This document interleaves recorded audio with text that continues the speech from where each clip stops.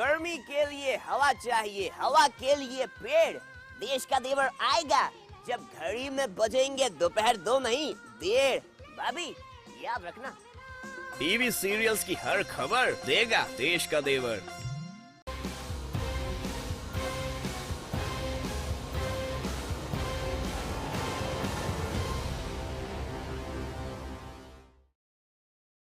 फिल्मों में देखा, तस्वीरों में देखा, कार्टून फिल्मों में देखा, लेकिन आज हम आपको दिखाने जा रहे हैं असली वाला जुरासिक पार्क।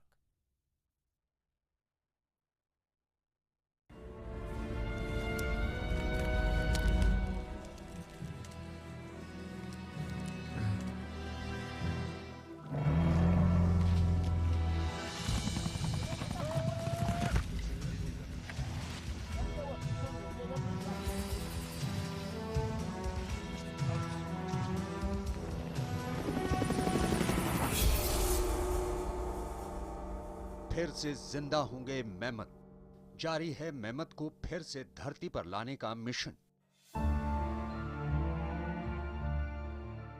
उनके आगे हाथी भी दिखेंगे बौने। आप अपनी आंखों से देख सकेंगे 5 मीटर तक ऊंचे मेमत। ऐसे विशालकाय जानवरों को आपने अब तक या तो सिर्फ तस्वीरों में देखा होगा या फिर फिल्मों में।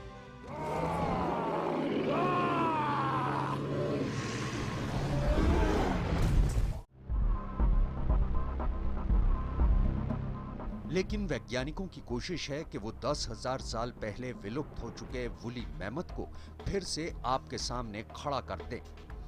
वैज्ञानिकों की एक अंतर्राष्ट्रीय टीम ने विलुप्त हो चुके जीव वुली मेमत का पूरा जीनोम सीक्वेंस तैयार कर लिया है।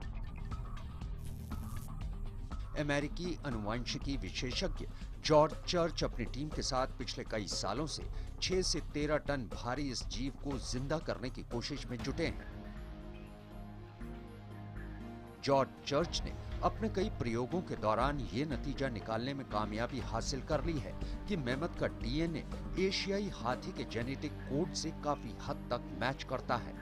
भारतीय हाथी आनुवांशिक दृष्टि से मेमत के सबसे निकट है। भारत की कई प्राचीन मूर्तियों में भी मेमत का जिक्र मिल जाता है।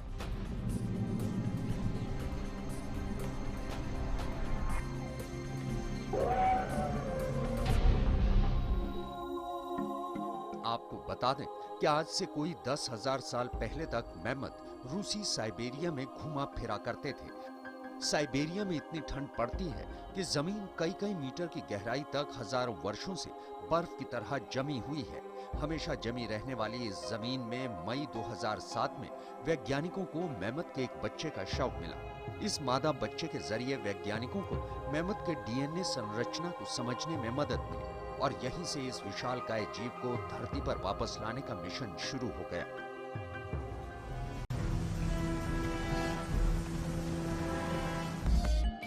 मेमत के बच्चे का शव 37,000 साल से बर्फ में दबा था। उसकी खाल और बाल सही सलामत थे। इनकी मदद से मेमत के डीएनए संरचना को बारीकी से वैज्ञानिक समझ पाए। आपको बता दें कि मेमत को जिंदा करने की कोशिश में जुटे जॉर्ज चर्च ने एक ऐसी तकनीक इजाद की है जिससे एक जीव के डीएनए में बदलाव करके दूसरे जीव के जीनोम के साथ बदला जा सकता है। इस तकनीक को क्रिस्पर डीएनए एडिटिंग तकनीक कहते हैं। इस तकनीक के जरिए मेमत के मादा बच्चे के शव से मिले डीएनए को एशियाई हाथी के डीएनए में बदला गया। वैज्ञानिकों की टीम हाथी के स्टेम सेल्स में मेमत के जीन डालकर मेमत के विषय में अध्ययन करने की कोशिश कर रही है। वैज्ञानिक जानना चाहते हैं कि मेमत अपने दूसरे संबंधियों से कैसे अलग थे और उनके शरीर में ऐसे क्या बदलाव आए जिनके कारण वो हिमयुग में भी जिंदा रह पाए।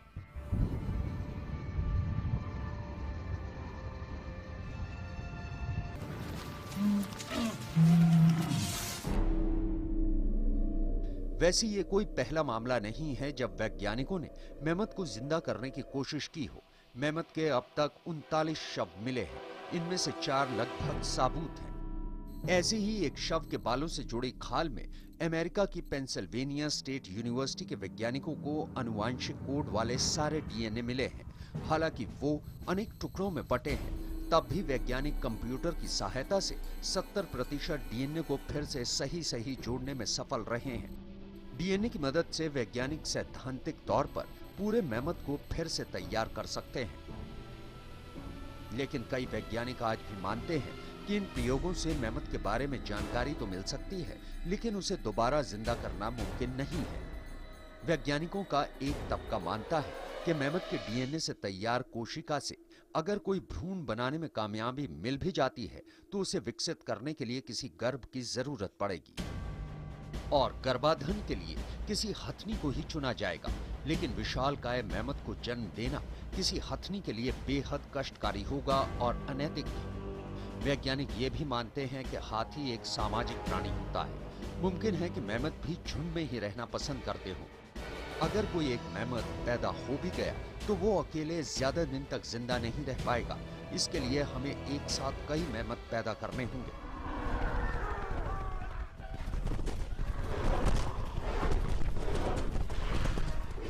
आपको बता दें कि मैमथ विशालकाय हाथियों की ऐसी प्रजाति थी जिसके घुमावदार दांत 4 से 5 फीट तक लंबे होते थे। वजन और लंबाई आज के हाथियों के मुकाबले करीब दोगुना था।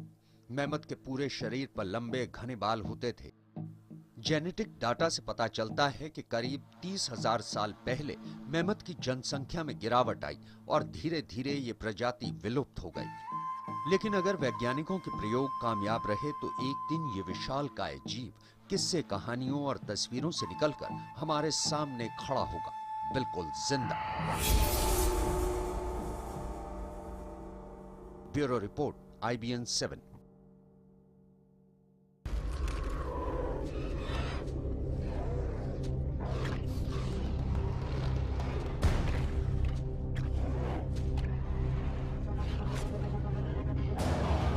करोड़ों साल पहले तक जो करते थे धरती पर राज, हजारों साल रहे वो जिंदा।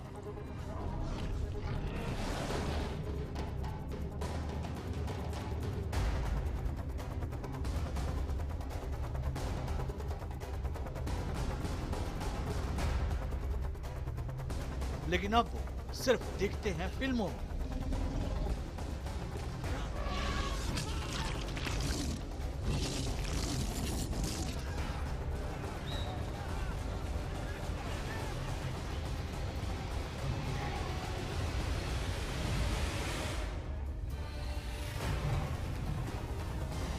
उनकी काल्पनिक तस्वीरें छपती हैं किताबों में।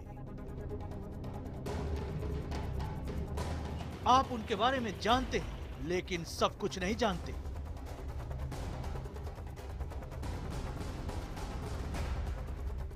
आप उन्हें देखना चाहते हैं लेकिन जिंदा नहीं देख सकते।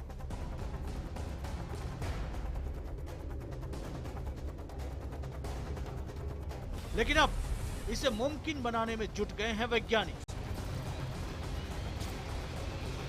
तैयार हो रहा है मैमथ का डीएनए स्ट्रक्चर। मिल चुका है डायनासोर के डीएनए का सबसे बड़ा नमूना।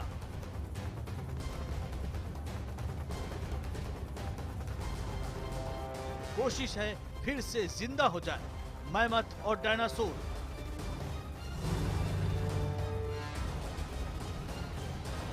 ताकि बन सके असली वाला जुरासिक पार्क। मैमथ कैसे तैयार होंगे, इसकी तैयारी वैज्ञानिकों ने किस तरह से कर रखी है, इसके क्या परिणाम हो सकते हैं, इन तमाम बातों पर रिपोर्ट हमने आपको दिखाई। लेकिन मैमथ से पहले इस धरती पर डायनासोर का राज था और करीब 6 करोड़ साल पहले डायनासोर्स का वजूद खत्म हो गया। अब उनके जीवाश्म ही जगह जगह से मिलते हैं। डायनासोर को लेकर कुछ फिल्मों की वजह से आम लोगों में काफी दिलचस्पी बढ़ गई और अगर आप भी डायनासोर में दिलचस्पी रखते हैं तो यह खबर आपके लिए ही है। पहली बार वैज्ञानिकों के हाथ एक डायनासोर का सही सलामत पंख लगा है, लेकिन इससे क्या हासिल होगा जानने के लिए देखिए ये रिपोर्ट।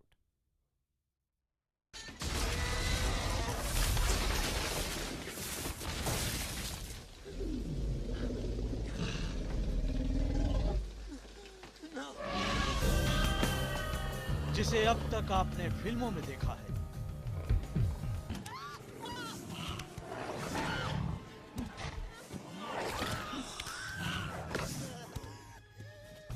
जिसके बारे में आपने सिर्फ किताबों में पढ़ा है वो सच होने जा रहा है। डायनासोर को फिर से जिंदा करने की कोशिश में जुटे वैज्ञानिकों को इसी हफ्ते एक बड़ी कामयाबी हाथ लगी है। आखिर क्या मिला है वैज्ञानिकों को और उससे क्या होने वाला है, ये समझने के लिए आपको पहले डायनासोर पर बनी फिल्म जुरासिक पार्क का ये सीन दिखाते हैं। Coast of Costa Rica. I've leased it from the government and I've spent the last 5 years setting up a kind of biological preserve. I mean, how can we stand in the light of discovery and not act? Oh, what's so great about Discovery? It's a violent, penetrative act that scars.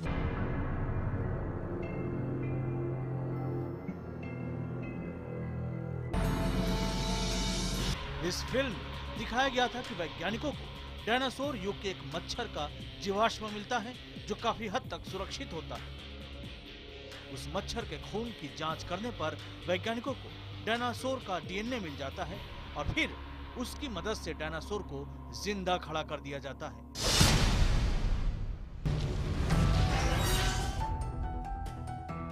Film की यह कहानी पूरी तरह काल्पनिक है, लेकिन अब आपको जो खबर हम बताने जा रहे हैं उसे सुनकर आप चौंक जाएंगे। म्यांमार में जीवाश्मों की जांच करने वाले वैज्ञानिकों को जुरासिक युग यानी डायनासोर युग के एक शिशु डायनासोर के पंख का हिस्सा मिल गया है। ये पंख करीब 10 करोड़ साल पुराना है। ये वही दौर था जब धरती पर विशालकाय डायनासोरों का राज था। धरती के अलग अलग हिस्सों में अलग अलग प्रजाति के डायनासोर रहते थे।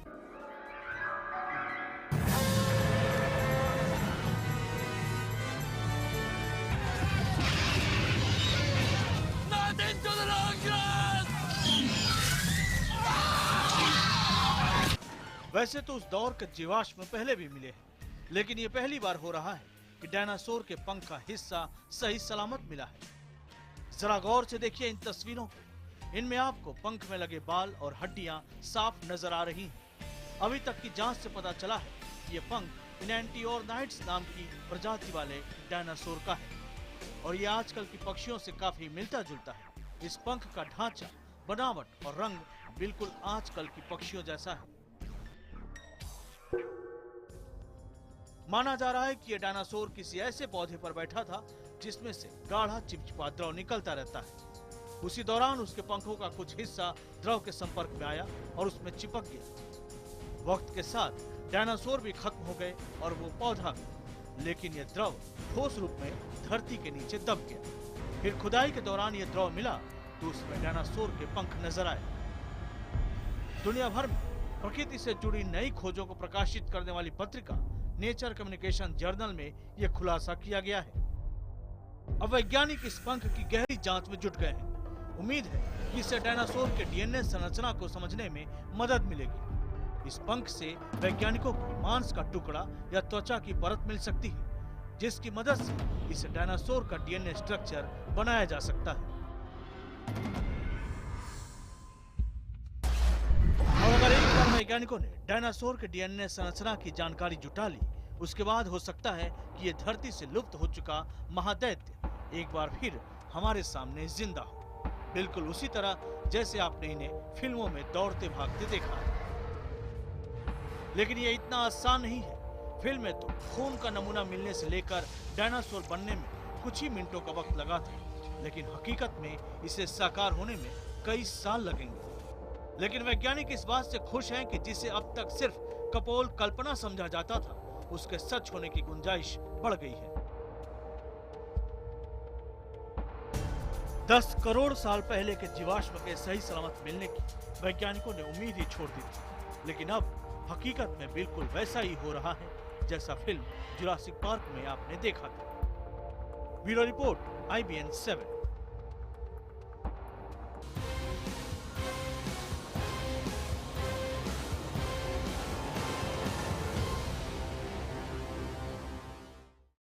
करीब 6.5 करोड़ साल पहले धरती पर उल्का पिंड की महाटक्कर हुई थी।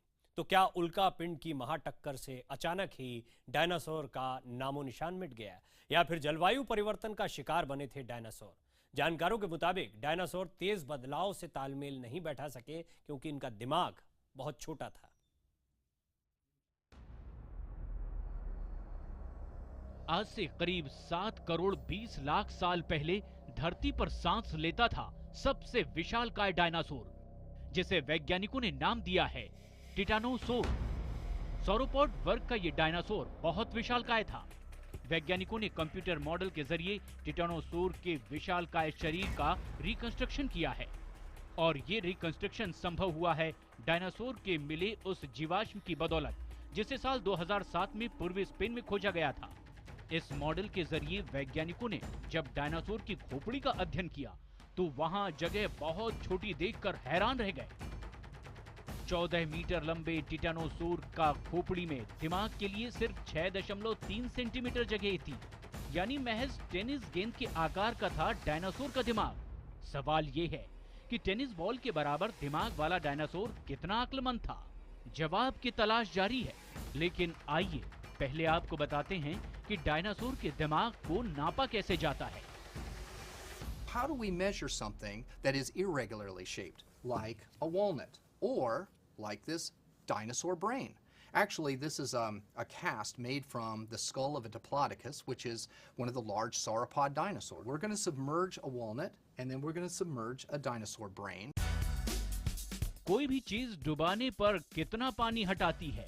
3000 साल पुराने इसी तरीके से जब डिप्लोडोकस नाम के डायनासोर के दिमाग को नापा गया तो आप जानकर हैरान हो जाएंगे कि डायनासोर का दिमाग अखरोट के गोले के बराबर ही निकला। सौरपॉड परिवार के ही टिटानोसोर के दिमाग का आकार भी टेनिस गेंद से ज्यादा नहीं था। Is a very difficult thing. One of the things that people have used is called the EQ coefficient, which is basically how large the brain is relative to the body size. Dinosaur की अक्लमंदी नापने के इस तरीके के हिसाब से देखें तो टिटानोसोर डायनासोर के विशालकाय शरीर को बहुत ही छोटा दिमाग नियंत्रित करता था। लिहाजा बहुत से वैज्ञानिक ये भी मानते हैं कि छोटा दिमाग होने की वजह से ही डायनासोर अपने वक्त में हो रहे बदलाव के मुताबिक खुद को ढाल नहीं सके। उनमें इतनी अक्लमंदी नहीं आ सकी थी कि वो बदलते वक्त के मुताबिक खुद में बदलाव कर सकें, और अंत में ये नाकामी ही धरती से उनके विलुप्त हो जाने की वजह बन गई। दरअसल कोई प्राणी कितना अक्लमंद है, इसमें दिमाग का आकार भी बड़ा किरदार निभाता है। इंसानों के दिमाग का आकार काफी बड़ा है, इसीलिए वो ज्यादा अक्लमंदी के साथ खुद को धरती पर होने वाले बदलाव से बचा सका